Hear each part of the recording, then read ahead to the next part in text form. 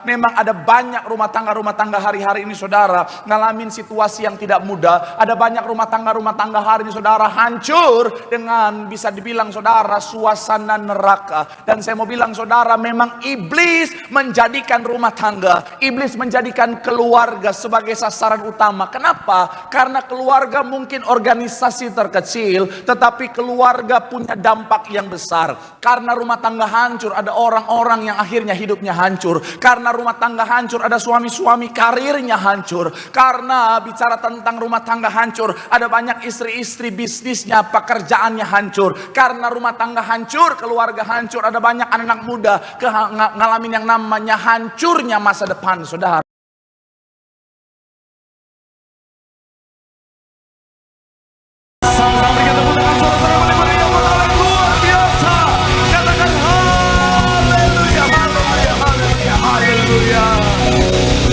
Benar Tuhan, Kau Allah atas semesta alam, Kau Allah yang luar biasa. Segala pujian, hormat, sembah, syukur kami hanya bagi satu nama yang kudus, nama yang penuh kuasa, itu nama Tuhan kami Yesus Kristus. Dan kami doa biar kiranya pujian penyembahan kami boleh menyenangkan hati Tuhan. Hati Tuhan disenangkan, hadirat Tuhan dicurahkan. Semua yang hadir pasti diberkati Tuhan. Yang sakit Tuhan sembuhkan, yang terikat Tuhan berikan kelepasan, kemenangan pasti Tuhan nyatakan. Tiba saatnya kami datang dengan hati hamba yang mau untuk diajar. Tuhan yang berbicara bagi setiap kami, ajar, didik, bentuk setiap kami, berfirman bagi kami. Dan kami doa, kami bukan cuma duduk diam jadi pendengar saja, tapi kami boleh bangkit jadi pelaku-pelaku firman Tuhan. Karena kami percaya kalau kami jadi pelaku firman Tuhan, rancangan Tuhan pasti jadi bagian dalam kehidupan kami. Bahkan ucap berkat hamba-Mu yang Kau percaya untuk menyampaikan firman Bapa, urapan Tuhan mengalir atas hamba-Mu, sucikan hamba-Mu, layakkan hamba-Mu. Kami percaya hamba-Mu dia bahkan jadi luar biasa untuk jadi berkat. Kami percaya semua yang hadir diberkati dengan sempurna.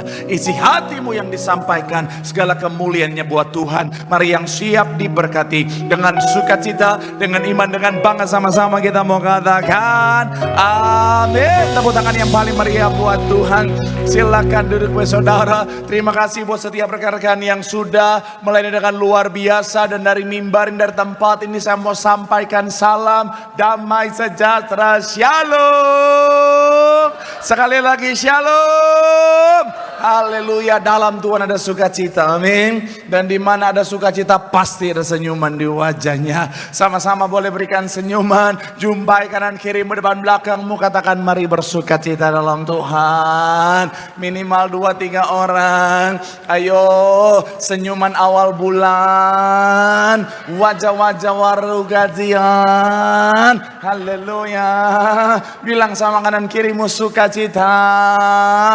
Bilang sama yang ngomong senyumnya mana. Bilang sama yang ngomong itu baru anak Tuhan. Tepuk tangan dulu yang paling meriah buat Tuhan. Haleluya. Dan saya kagum lihat saudara, walaupun hujan-hujanan tapi tetap datang jari Tuhan. Artinya apa?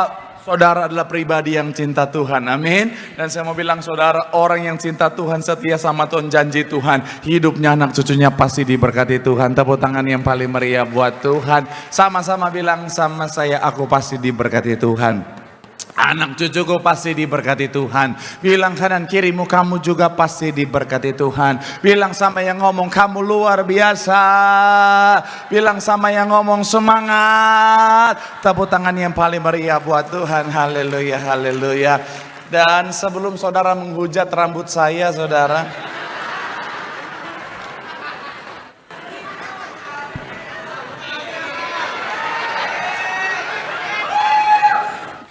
saya mau bilang saudara, yang pertama adalah ya karena saya mau variasi sedikit saudara. Dan yang kedua, tidak akan mengurangi yang namanya kualitas khotbah saya. Dan yang ketiga, ngetawain pendeta itu dosa. Oke. Saya ada bosan rambut begitu terus saudara. Nggak apa-apa lah, variasi lah. Kim Jong Un. Haleluya, haleluya. Haleluya. Sekali lagi sama-sama bilang sama saya, aku pasti diberkati Tuhan. Bilang kanan kirimu, kamu juga pasti diberkati Tuhan. Bilang sama yang ngomong, ngetawain pendeta dosa. Tepuk tangan yang paling meriah buat Tuhan. Haleluya. Yuk, yang boleh kitab, kita mau angkat Alkitab kita. Alkitab juga boleh, Alkitab juga boleh. Yang nggak boleh kitab, angkat tangan juga boleh. Sama-sama dengan iman percaya, sama-sama kita katakan dalam nama Tuhan Yesus. Aku percaya Alkitab ini adalah firman Tuhan. Setiap kata kalimatnya sanggup memberkati aku. Dan hari ini aku pasti diubahkan, aku pasti dipulihkan dalam nama Tuhan. Sama-sama kita katakan amin. Kita buka Alkitab kita saudara, Markus 10 ayat 6 sampai ayatnya yang ke-9. Markus pasal yang ke-10 ayat 6 sampai ayatnya yang ke-9. Biasanya ayat ini saudara saya bacakan pada saat bimbingan pranikah ataupun pada saat pemberkatan nikah. Tetapi kenapa saya bawakan hari ini, saya baca hari ini, karena memang tema kita adalah bicara tentang keluarga. Sama-sama bilang sama saya, keluarga. Haleluya. Yuk kita baca sama-sama saudara. Saya baca 6, saudara 7, kita gantian ayatnya. Yang ke-9 kita akan baca sama-sama. Markus 10 ayat 6 sampai 9, demikian ayat yang ke-6. Sebab pada awal dunia Allah menjadikan mereka laki-laki dan perempuan. Ayat 7 silakan.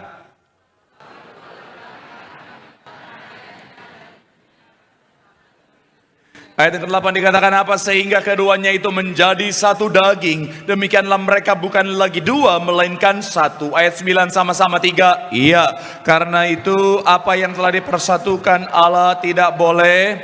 Sekali lagi 3. Iya, karena itu apa yang telah dipersatukan Allah tidak boleh.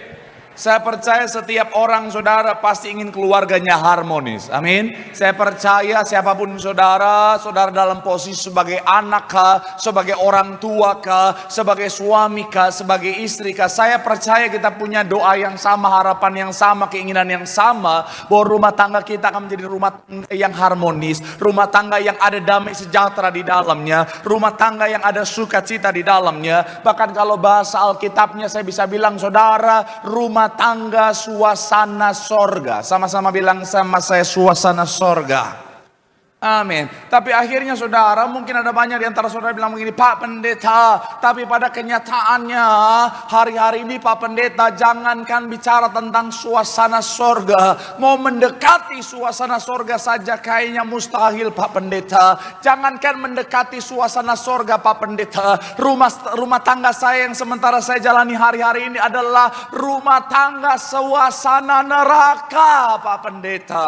Dan memang saya baca saudara, beberapa penelitian terakhir saudara dari tahun 2020, contohnya dari CNBC ini saudara, dari tahun 2020 kalau saudara perhatikan sampai 2024, yang namanya orange atau kuning itu saudara, yang warna kuning adalah tingkat pernikahan, sedangkan yang warna biru muda adalah level perceraian atau tingkat perceraian saudara. Dan bisa kita lihat saudara, sejak dari 2021 peningkatan perceraian itu signifikan meningkat saudara. Dan akhirnya apa? Sampai tahun kemarin 2024 ada angka yang akhirnya bertahan sekitaran 400.000 kasus atau 400.000 perceraian yang terjadi saudara. Ini pun yang terdata saudara. Dan sekali lagi saya mau bilang saudara, memang ada banyak rumah tangga hari-hari ini saudara ngalamin situasi yang tidak mudah. Ada banyak rumah tangga hari ini saudara hancur dengan bisa dibilang saudara suasana neraka. Dan saya mau bilang saudara, memang iblis menjadikan rumah tangga, iblis menjadikan keluarga sebagai sasaran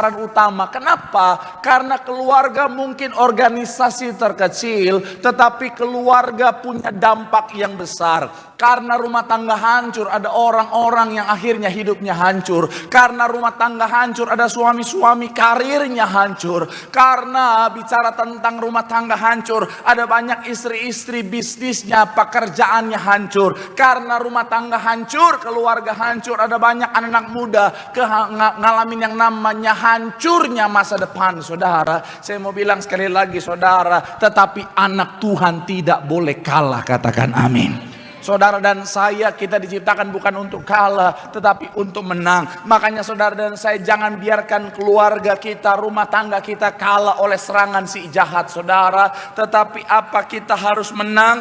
Makanya hari ini saudara, saya mau bilang firman Tuhan sudah kasih kita kunci untuk menjadi keluarga yang ada suasana sorganya. Sama-sama bilang sama saya, Tuhan sudah kasih kita kuncinya. Sama-sama bilang sama saya, Tuhan sudah kasih kuncinya. Amin. Makanya hari saya akan ajak saudara untuk membahas satu tema, yaitu Kingdom Family, atau bicara tentang keluarga kerajaan surga. Ini part yang pertama karena memang panjang saudara poinnya, dan saya bagi kalau Tuhan berkenan minggu depan saya akan lanjutkan dan lebih spesifik bicara tentang kunci keluarga suasana kerajaan surga. Doa saya melalui firman Tuhan hari ini, saudara dan saya akan memiliki keluarga rumah tangga yang punya suasana kerajaan sorga, sehingga melalui rumah tangga kita, keluarga kita, nama Tuhan dipermuliakan. Tepuk tangan dulu yang paling meriah buat Tuhan. Haleluya. So, apa kunci keluarga suasana kerajaan sorga? Yang pertama adalah mengutamakan Tuhan dalam keluarga. Sama-sama bilang sama saya, mengutamakan Tuhan. Sama-sama bilang sama saya, Tuhan yang utama. Amin. Kita buka ayat yang ke-6 dalam Markus 10. Markus 10 ayatnya yang ke-6, sama-sama kita baca. 3, iya. Sebab pada awal dunia Allah menjadikan apa? Sekali lagi 3, iya. Sebab pada awal dunia Allah menjadikan. Saya mencatat di sini saudara. Pada awal dunia Allah lah yang membentuk keluarga. Allah lah yang menjadi inisiator pertama keluarga. Allah lah yang menjadi penggagas dari yang namanya rumah tangga. Dan saya mau bilang saudara, disinilah kita harus sadar bahwa apa? Allah harus jadi pusat. Sama-sama bilang sama saya, Allah jadi pusat. Amin. Dari apa? Dari keluarga saudara dan saya. Analoginya sederhana. Misalnya matahari yang menjadi pusat dari bicara tentang tata surya. Ini kenapa? Karena memang matahari ini besar, matahari ini kuat saudara, sehingga akhirnya dia mempengaruhi dengan gaya gravitasinya yang besar itu, sehingga salah satu penentu si planet-planet tetap dalam orbitnya adalah sekali lagi karena matahari ini besar dan kuat. Jika tidak, maka planet-planet di sekitarnya, selain karena memang itu Tuhan yang mengatur seperti itu, tapi jika tidak kuat, maka si planet-planet di sekitarnya bisa keluar dari orbitnya, dan itu bisa berbahaya. Saya mau bilang saudara, dalam rumah tangga kita juga sama. Pastikan Tuhan harus jadi yang utama, menjadi pusat dalam rumah tangga kita. Karena Tuhanlah pribadi yang kuat, pribadi yang luar biasa. Katakan amin. Jangan jadikan yang lain menjadi pusat rumah tangga kita. Ada banyak rumah tangga hari-hari ini kenapa akhirnya ngalamin goncangan dan kehancuran? Karena mereka menjadikan yang lain sebagai pusat dalam rumah tangganya. Ada yang suami yang jadi pusat dalam rumah tangga, ada yang menjadikan istri sebagai pusat dalam rumah tangga. Yang ngetren beberapa tahun ini ada yang namanya child center, anak yang menjadi pusat dalam rumah tangga. Bahkan ada banyak keluarga modern menjadikan uang sebagai pusat dalam rumah tangganya. Saya mau bilang saudara, di luar Tuhan semuanya terbatas, di luar Tuhan semuanya tidak kuat, makanya ujung-ujungnya kehancuran. Tapi kita tahu bersama, firman Tuhan mengatakan setiap kita, Tuhan harus yang utama. Katakan amin. Saya mencatat di sini saudara, kesatuan dalam keluarga tidak akan mungkin tercapai tanpa Tuhan yang menjadi pusatnya. Rumah tangga yang diberkati adalah rumah tangga yang menempatkan Tuhan sebagai pusatnya. Keluarga seharusnya menempatkan Tuhan dan firman-Nya sebagai prioritas utama. Kenapa? Sejalan dengan Pengkhotbah 4 ayat 12 bilang begini saudara. Dan bila mana seorang dapat dikalahkan, 2 orang akan dapat bertahan.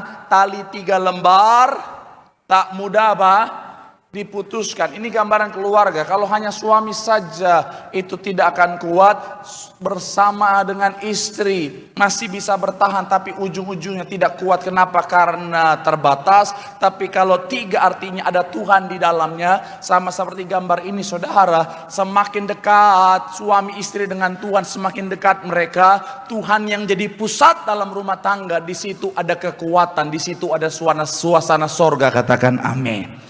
Makanya suami-suami, pastikan kau membawa rumah tanggamu menjadikan Tuhan sebagai yang pertama dan yang paling utama. Katakan amin. Istri-istri, ingatkan suamimu untuk apa? Menjadikan Tuhan sebagai yang utama dalam rumah tangga. Anak-anak, ingatkan orang tuamu untuk menjadikan Tuhan sebagai yang utama. Karena ketika kita itu lakukan semuanya, saudara, Tuhan yang utama, Tuhan yang menjadi pusat, rumah tangga kita kuat, suasana sorga. Tepuk tangan dulu yang paling meriah buat Tuhan. Bilang sama kanan kirimu, Tuhan yang jadi pusat. Bilang sama yang ngomong, Tuhan yang utama. Di situ ada suasana sorga. Tepuk tangan dulu yang paling meriah buat Tuhan. Haleluya. Yang kedua, apa kunci keluarga suasana sorga? Yang kedua adalah menyadari dan menghidupi posisi. Sama-sama bilang, sama saya sadar. Sama-sama bilang, sama saya hidupi. Sama-sama bilang, sama saya posisi. Maksudnya apa Pak Pendeta? Coba kita buka dulu Alkitab kita. 1 Korintus 11 ayat 3. 1 Korintus 11 ayatnya yang ketiga. Sama-sama kita baca. 3, iya. Tetapi, yaitu apa? Kepala dari tiap-tiap laki-laki ialah Kristus. Kepala dari perempuan ialah. Dan kepala dari apa? Tolong samen high-nya potong sedikit lagi high-nya. Sekali lagi 3, ya. Kepala dari tiap-tiap laki-laki ialah apa? Kristus. Kepala dari perempuan ialah laki-laki. Tahan sampai di sana. Jadi sadar posisi, hidupi posisi saudara. Dan saya mau bilang saudara, posisi dalam rumah tangga Kristen yang Alkitabiah untuk membawa suasana sorga adalah seperti ini. Jadi Tuhan yang pertama dan yang paling utama ada di posisi top of the leader. Kemudian setelah itu siapa Bu? Shalom ibu-ibu. Yang kedua setelah Tuhan siapa Bu? Wede, belum semua yang bertobat di sini. Haleluya. Saya mau bilang suami, istri, baru anak 1, anak 2. Kenapa ini saya juga tekankan di sini? Karena kakak-kakak punya tanggung jawab kepada adik-adiknya. Kakak-kakak sebagai contoh kepada adik-adiknya. Kakak-kakak harus mampu untuk mengayomi. Itulah kenapa Tuhan ciptakan kakak-kakak lahir duluan. Supaya bisa kasih contoh. Tapi saya mau bilang adik-adik hormat sama kakakmu. Ada banyak adik-adik sekarang kurang ajar sama kakaknya.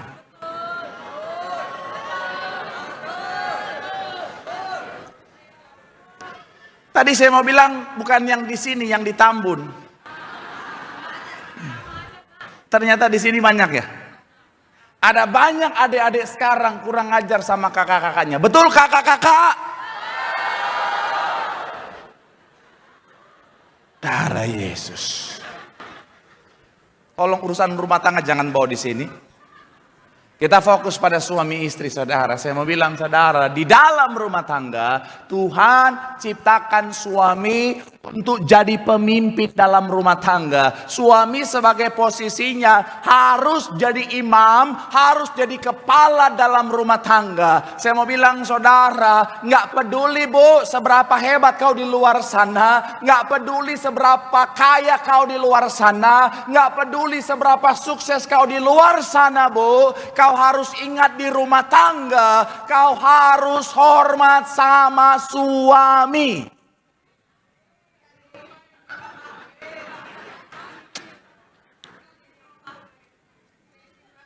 Emang dari tadi pagi begitu. Emang. Ada banyak ibu-ibu nggak bisa Pak, nggak bisa Pak. Saya mau bilang neraka. Ya terserah saudara mau marah sama saya nggak apa-apa.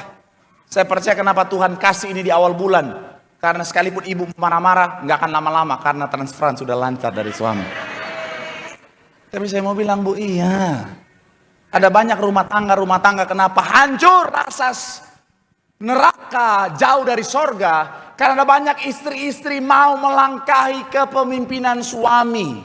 Suami kasih tahu dia nggak mau dengar, dia mau jadi pemimpin dalam rumah tangga. Sehingga apa? Dalam rumah tangga ada dualisme, ada dua kepemimpinan. Saya mau bilang saudara, disinilah titik awal kehancuran rumah tanggamu. Ketika dalam rumah tangga ada dua kepemimpinan, istri nggak mau taat sama suami, istri nggak mau dengerin suami. Saya mau bilang saudara, saat inilah kehancuran sementara ada dalam rumah tanggamu. Saya mau bilang saudara, saya bukan orang yang patriarki harus yang paling benar, tapi saya mau bilang patriarki itu juga saudara bagian dari firman Tuhan saudara. Saya bukan orang yang anti feminisme. Feminisme dalam konteks kesetaraan untuk berpolitik, untuk bisnis, untuk kerja, saya sangat mendukung.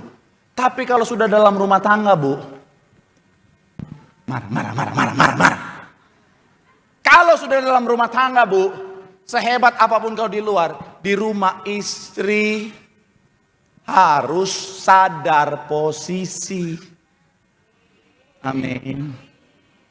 Namanya istri sadar posisi bahwa suaminya lah adalah pemimpin. Terima kasih buat ibu-ibu yang sudah bertobat.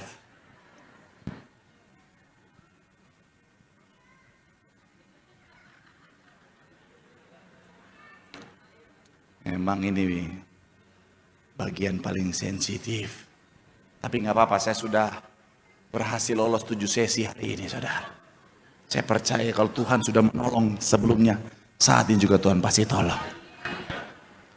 Shalom para wanita.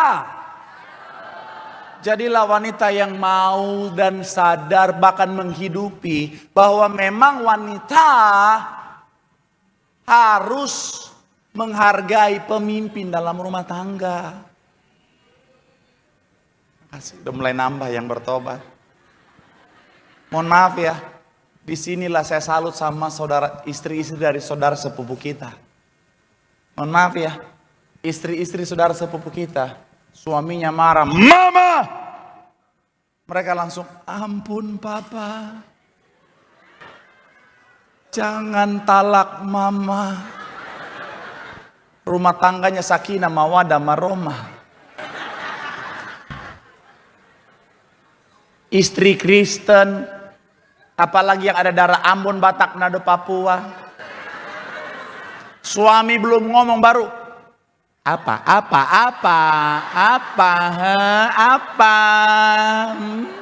Mau ngomong apa? Mau talak, cerai, neraka kau. Jangan ketawa Bu, bertobat. Mohon maaf ya, saya mau bilang saudara, saya kemarin saudara baca ada satu buku parenting, saudara, dia bilang begini saudara, bahwa ketika bicara tentang rumah tangga, dan ini sejalan dengan ada seorang artis saudara, dia ngomong juga tentang ini. Jadi anak-anaknya itu mereka bawa ke psikolog. Kenapa? Karena mereka anak-anaknya itu saudara kayak nggak percaya diri, insecure. Kemudian bicara tentang masa kecilnya tuh sepertinya saudara dalam kondisi dimana kok kayak orang yang mohon maaf saudara apa-apa serba takut. Dan ternyata ketika dibawa ke psikolog saudara ditemukan begini. Karena mereka melihat orang tua mereka itu kepemimpinannya itu tidak satu titik saudara. Artinya apa? Suami udah ambil keputusan, istrinya bilang enggak, jangan dengerin papa, dengerin mama. Dan itu merusak psikologis anak loh Bu. Betul, ini saya pendeta, saya kasih tahu sama saudara. Dari semua sesi baru di sini agak serius sekali. Tapi betul, makanya belajarlah untuk tunduk sama suami. Ibu-ibu Sunter komplain sama saya, Pak Pendeta, saya sih mau karena memang firman Tuhan bilang begitu Pak Pendeta. Tapi kan ya suami yang bagaimana dulu dong Pak Pendeta. Tergantung suaminya dong Pak Pendeta. Betul ibu-ibu? Nah udah mulai ada suaranya. Efesus 5 ayat 22.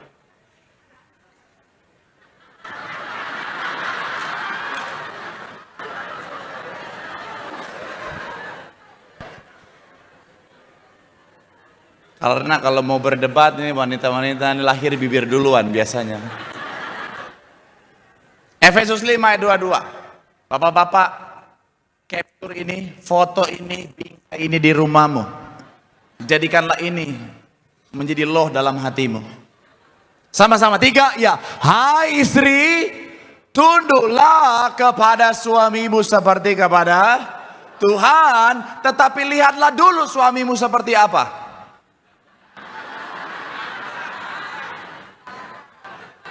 Hah?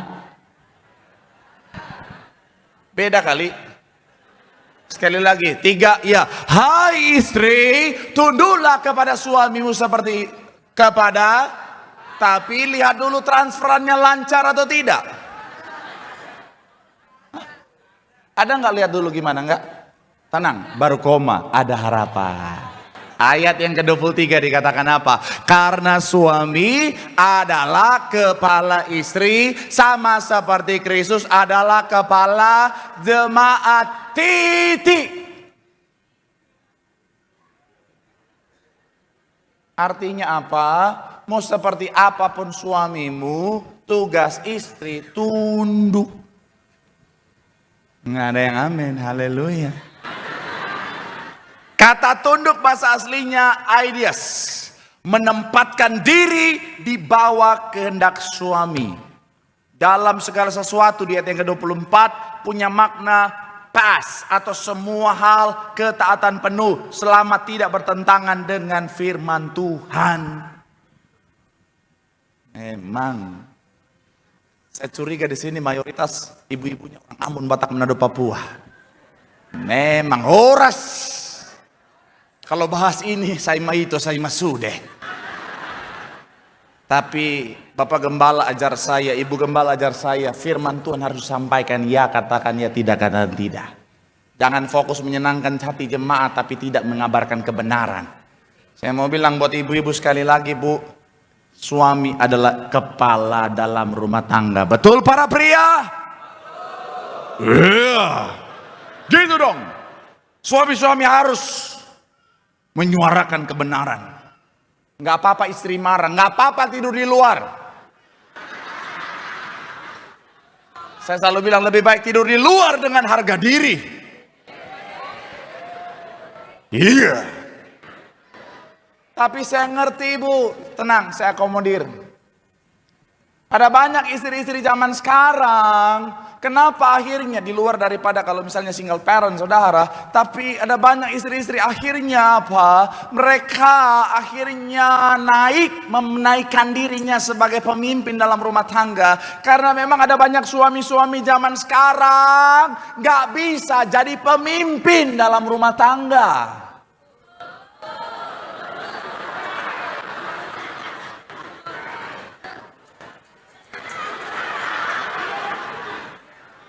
Tadi aja nggak ada suara. Tapi ya, ada banyak laki-laki zaman sekarang, suami-suami katanya imam dalam rumah tangga, tapi ketika istrinya nanya, ini bagaimana ya Pak? Nggak tahu.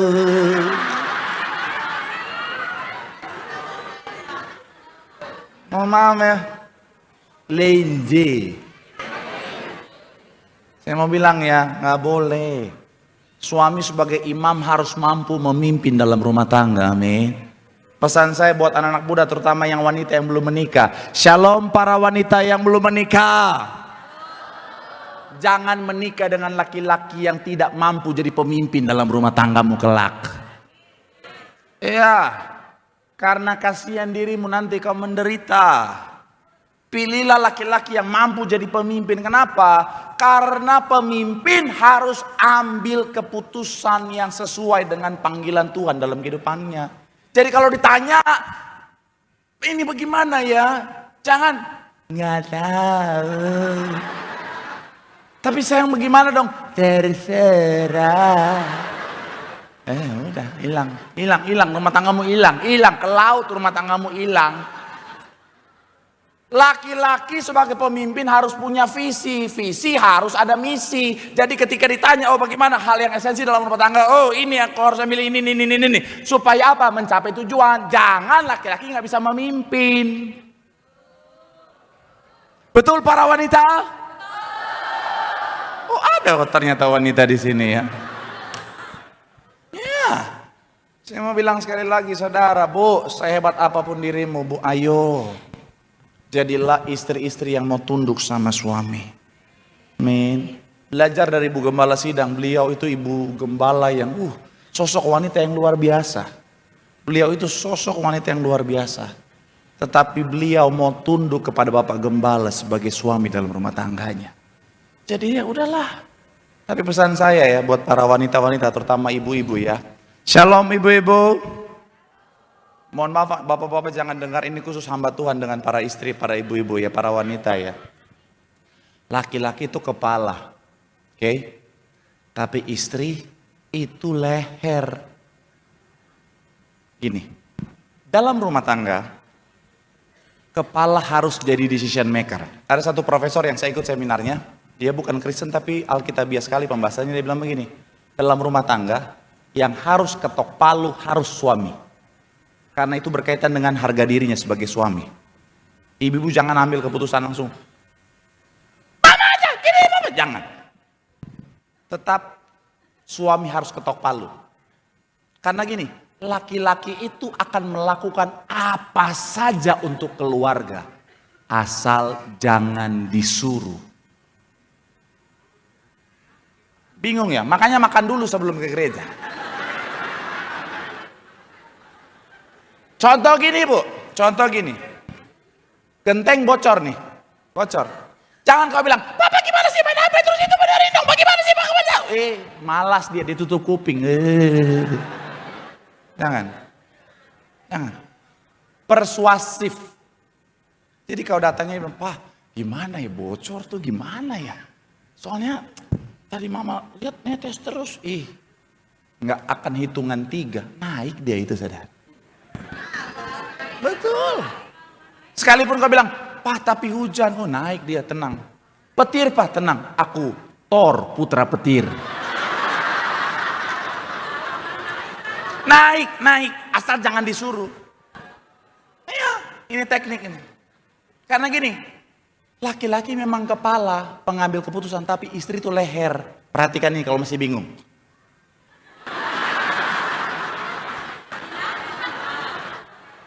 Nangkap maksud saya? Jadi sebenarnya suami itu bagaimana istri? Betul. Suami itu sebenarnya kan suami kepala, istri itu penasehat. Istri itu penentu.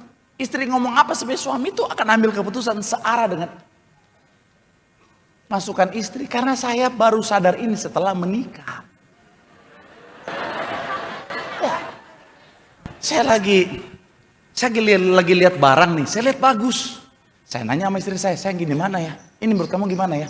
Dia bilang, jelek. Entah apa yang merasuki saya. Tiba-tiba yang tadinya bagus jadi kelihatan jelek, saudara. Ini namanya hipnotis istri, saudara.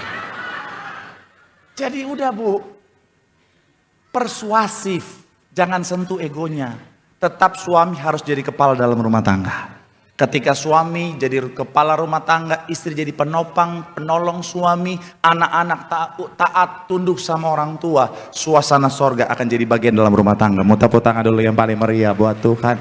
Bilang sama kanan kirimu, sadari posisi, hidupi posisi, di situ ada suasana sorga. Tepuk tangan sekali lagi yang paling meriah buat Tuhan. Haleluya. Yang terakhir, imam musik boleh siap-siap. Yang ketiga, apa kunci suasana sorga dalam rumah tangga? Saya mencatat adalah menjaga kekudusan rumah tangga. Sama-sama bilang sama saya, jaga kekudusan. Amin. 1 Petrus 1 ayat 16 sama-sama. 3 ya. Sebab kuduslah. Ibrani 12 ayat 14. Berusahalah dan kejarlah, sebab tanpa tidak seorang pun akan apa? 2 Timotius 2 ayat 21. Jika seorang menyucikan dirinya dalam, ia akan apa? Untuk maksud yang mulia, dikuduskan layak dipakai tuannya, dan disiapkan untuk setiap apa? Pekerjaan yang, saya mau bilang saudara, kalau kita tidak jaga kekudusan, jangankan melihat Tuhan, termasuk berkat Tuhan tidak akan kita lihat dalam kehidupan setiap kita. Kemudian kalau saudara dan saya mau dipakai Tuhan, diberkati untuk jadi berkat, pastikan kita hidup dalam kekudusan. Dan saya mau bilang, minggu lalu sudah sempat saya bahas, saudara dan saya, tubuh kita bait. Sama-sama bilang sama saya bait Allah. Amin. Makanya kalau saudara lagi makan yang banyak, terus suamimu marah, istrimu marah, bilang sama dia, aku ini bait Allah. Aku makan banyak untuk memperlebar kerajaan sorga.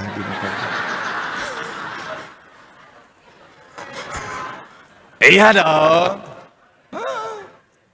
Enggak ada pendeta yang ngajar, saya doang, enggak ada kerjaan ini. Kemudian ketika menikah, dua menjadi satu. Ini artinya bait Allah yang lebih besar. Tetapi tetap dalam konsep utama bait Allah adalah kekudusan. Kenapa? Karena bait Allah adalah tempat Allah itu bertakhta bersemayam. Dan saya mau bilang saudara, makanya di bait Allah ada ruang kudus, ada ruang maha kudus. Artinya apa? Kekudusan adalah hal yang mutlak. Makanya gembala sidang kita selalu bilang apa? Ayo jaga kekudusan. Suci pikiran, suci perkataan, suci perbuatan. Ini kunci supaya rumah tangga kita suasana sorga. Ada banyak rumah tangga hancur karena nggak jaga kekudusan dalam rumah tangga. Saya mau bilang saudara, jaga kekudusan rumah tanggamu. Saya percaya di sini orang dewasa semua, anak sekolah minggu di orang sekolah minggu ya. Karena kalau saudara anak sekolah minggunya di sini, ya salah sendiri. Kita mau bahas yang 21 tahun plus. Seksualitas. Nafsu seksualitas itu tujuan Tuhan. Ciptakan itu supaya kita mencapai tujuan Tuhan dari rumah tangga. Yaitu apa? Beranak cuculah dan penuhilah bumi. Betul ya? Dan nafsu itu penting. Nafsu seksualitas itu penting. Nah yang bahaya, rumah tangga sudah nggak ada nafsu seksualitas. Dan itu banyak terjadi di usia 5 tahun ke atas. Ada suami-suami lihat istrinya udah nggak nafsu. Ada istri-istri lihat suaminya nggak nafsu. Ada bapak-bapak ketika konseling, ada anak kecil di situ, Ya tanggung jawab sendiri ya Bu.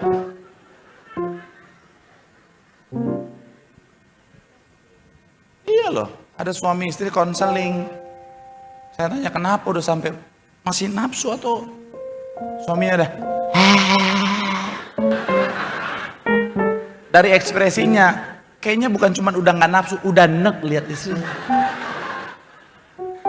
Tapi kan kita hamba Tuhan cover both side. Kita konseling ibunya, ternyata salah istrinya. Maksudnya apa? Ini saya mau kasih tahu buat ibu-ibu ya. Shalom para wanita. Shalom ibu-ibu. Suamimu kasih biaya maintenance, skincare, baju bagus, supaya yang utama kau tampil cantik di matanya. Bukan cuma di mata orang. Di mata orang juga boleh karena kesuksesan seorang laki-laki dilihat dari penampilan istrinya. Tapi yang paling penting adalah, Bu, di mata suamimu Bu, kau harus selalu tampil cantik. Laki-laki itu kasih biaya maintenance supaya di mata dia kau cantik. Dia kasih kau baju bagus, skincare mahal, catokan mahal, Remington, Dyson. Kenapa saya tahu istri saya kode-kode? Tapi pas saya cek, mahal banget. Apa beda? Makanya saya bilang udah pakai Philip aja, Philip. Philip terang terus, Philip terang terus.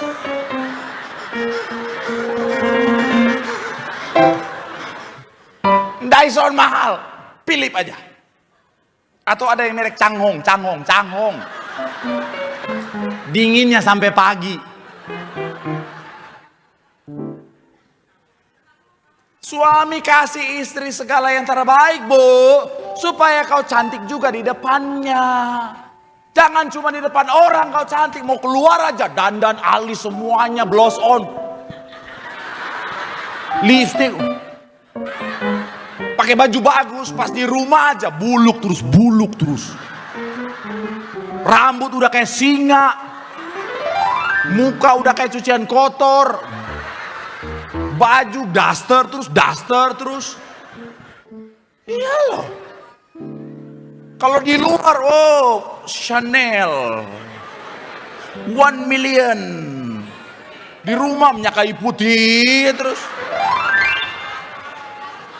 Kalaupun ada variasi kayu putih, minyak tawon. Kayu putih, minyak tawon. Remason.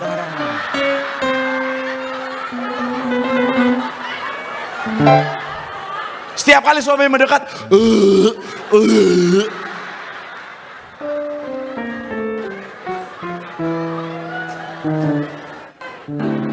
jangan ketawa, tobat bu, tobat. Oh yang wangi. Ini ya, betul para pria? Cantiklah di depan suami. Tapi begitu juga suami. Shalom bapak-bapak. Mandi pak, mandi.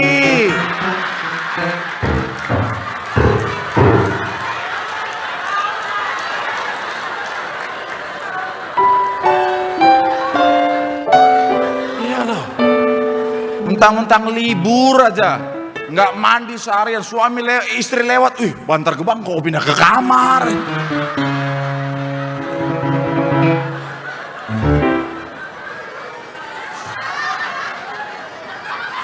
Anak lewat,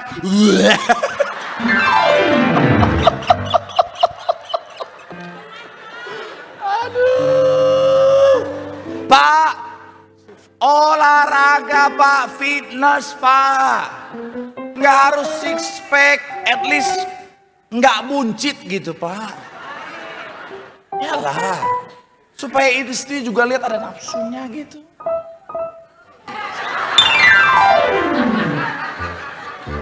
Ya. Ada banyak istri lihat suami udah nggak nafsu, lihat suami tetangga dia nafsu. Iya pak, suami tetangga pak, Elmen six pack pak. Oh, kalau dia lagi cuci mobil pak, tabola bale.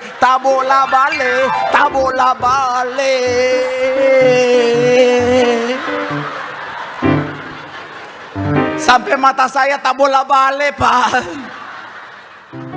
Pak, kalau istrimu ketawa urapi matanya pak. Yalah. Saya mau bilang ya, Tuhan ciptakan nafsu seksualitas itu baik selama ditempatkan dalam rumah tangga yang kudus. Makanya jangan sampai ibarat api ditempatkan di tempat yang benar, dia aman dan bermanfaat. Tapi kalau di luar bisa membahayakan, bisa membakar. Makanya pesan saya buat anak muda, shalom anak muda. Jaga kekudusan. Nanti udah diberkati di gereja, sudah dalam nama Bapa, Putra, dan Kudus, baru. Kalau belum jangan, tahan dulu. Nanti kalau udah diberkati di gereja, pendeta udah dalam nama Bapa, Putra, dan Roh Kudus. Amin. Fight! Mau tambah dong? Silakan.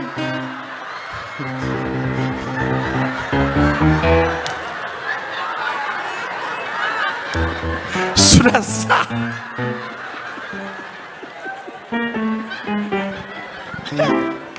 Kalau belum jangan.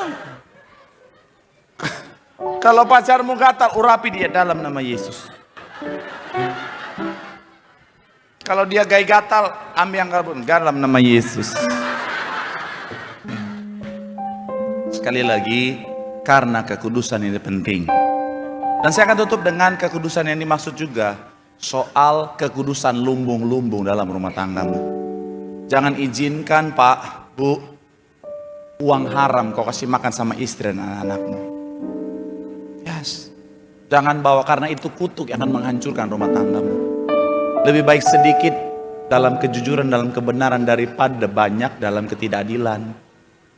Tapi jangan takut, sekalipun sedikit, ingat konsep 5 roti 2 ikan. Di tangan Tuhan yang sedikit sanggup Tuhan ubahkan jadi kelimpahan. Tepuk tangan yang paling meriah buat Tuhan. Bilang sama kanan kirimu, jaga kekudusan. di situ ada suasana sorga. Tepuk tangan yang paling meriah buat Tuhan. Ini berkati, boleh lambaikan tanganmu. Tepuk tangan sorak-sorai yang paling meriah buat Tuhan.